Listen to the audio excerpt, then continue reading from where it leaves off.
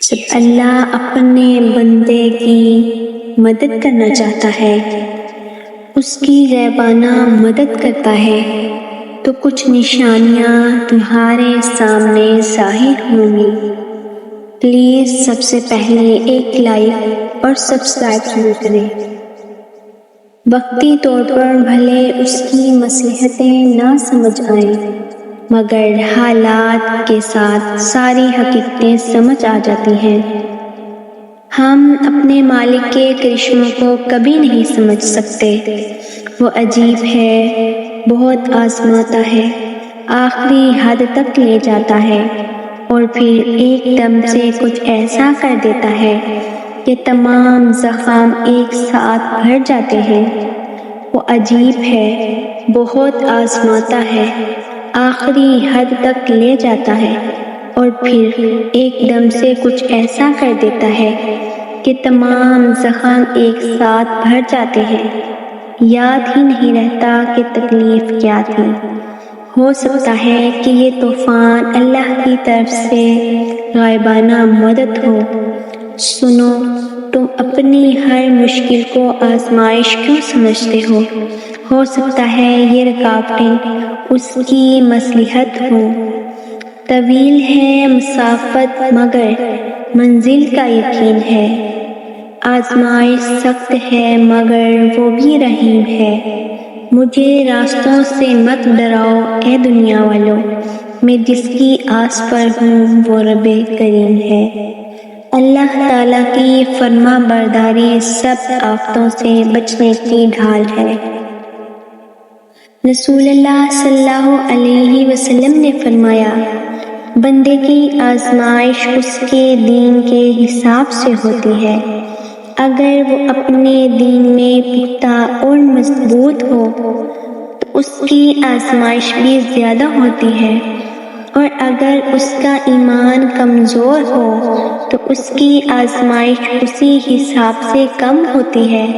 بندے پر مسلسل آزمائشیں آتی رہتی ہیں، حتیٰ کہ وہ اسے ایسا پا کر دیتی ہے کہ وہ زمین پر چل رہا ہوتا ہے لیکن زمین کو پتہ نہیں ہوتا۔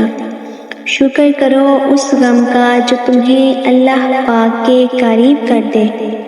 اگر اللہ نے اپنے بندوں کو آزمائش کے دوران تنہا چھوڑا ہوتا تو وہ حضرت ہاجرہ کو تپتے ہوئے ریگستان کے بیچوں بیچ کیوں پانی پلاتا؟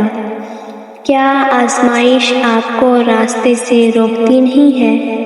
کسی نے جواب دیا، اللہ کی قسم، اگر آزمائش نہ ہو تو راستہ مشکوک ہو جائے۔ بے شک اللہ جس چیز کے ساتھ آزماتا ہے اس میں خیر ہوتی ہے، اگرچہ ہم اس کے برعکس سوچیں۔ اپنے دل کو اس بات سے راحت، اور اگر آزمائش نہ ہوتی تو یوسف علیہ السلام اپنے والد کی گود میں ہی رہتے۔ آزمائشوں نے ہی انہیں عزیز مصر بنایا۔ وہ جو مشکل آنے سے پہلے ہی ٹال دیتا ہے، تمہیں کیا لگتا ہے کہ وہ نہیں جانتا تم کس دکھ میں ہو؟ گھبراؤ نہیں، یہ مشکل وقت عن قریب گزر جائے گا۔ تم یقین رکھو گے نا اللہ پر تو اللہ تمہارے لیے کافی ہو جائے گا۔ نظر انداز کر دو وہ سارے وسوسے جو تمہارے دل کو بے چین کرتے ہیں۔ تم مدد مانگو اللہ عز و جل سے، پھر دیکھو تم مدد مانگو گے اللہ سے تو تم حیران رہ جاؤ گے کیسے تمہاری سب مشکلات کا حل نکل آئے گا۔ حضرت علی رضی اللہ تعالیٰ عنہ سے کسی نے پوچھا، یہ کیسے پتہ چلے گا کہ جو پریشانی یا مصیبت ہم پر آئی ہے وہ اللہ کی طرف سے آزمائش ہے یا ہم پر اللہ کی طرف سے سزا ہے؟ آپ نے جواب دیا، جو مصیبت تجھے اللہ کی طرف لے جائے وہ آزمائش ہے، جو مصیبت تجھے اللہ سے دور کر دے وہ سزا ہے۔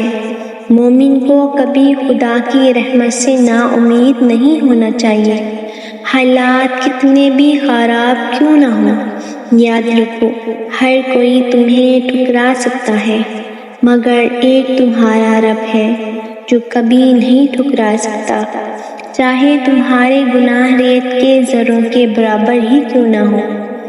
اللہ قرآن میں فرماتا ہے، اور ضرور ہم تمہیں آزمائیں گے، کچھ ڈر اور بھوک سے، اور کچھ مالوں اور جانوں اور پھلوں کی کمی سے، اور خوشخبری سنا دو جو صبر کرتے ہیں، اللہ صبر کرنے والوں کو پسند کرتا ہے۔ اللہ تم پر آنے والی ہر آزمائش تمہیں خود سے دور کرنے کے لیے تو نہیں لاتا، بلکہ سیدھے راستہ سے بھٹک جانے کے بعد جو دوریاں اور فاصلے تمہارے لیے اور تمہارے رب کے درمیان پیدا ہو جاتے ہیں، وہ رب دوبارہ سے تمہارے لیے ان بندگی راہوں کو استوار کرنے کے لیے تمہیں آزماتا ہے۔ رب تعالیٰ کی ذات تو وہ رحیم ذات ہے جس کے غصہ میں بھی ہمارے لیے پیار اور خیر خواہی چھپی ہوئی ہے، کاش کہ ہم سمجھ سکتے۔ پلیز جاتے جاتے ایک سبسکرائب ضرور کریں۔